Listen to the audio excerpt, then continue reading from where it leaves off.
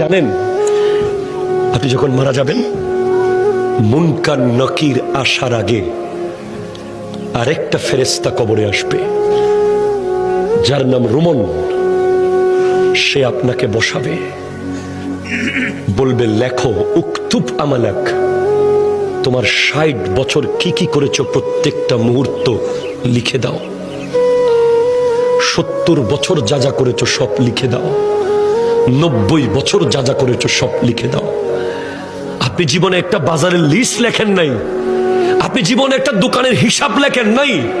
আপনি ট্যালেন্ট ছাত্র ছিলেন, শুধু লিখতে বিরক্ত লাগে বলে আপনি ফার্স্ট ক্লাস পান নাই কলেজে ইউনিভার্সিটিতে।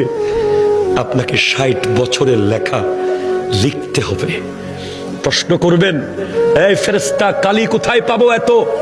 বলবে মুখের থুতুকে কালি বানাও। কলম কোথায় পাবো?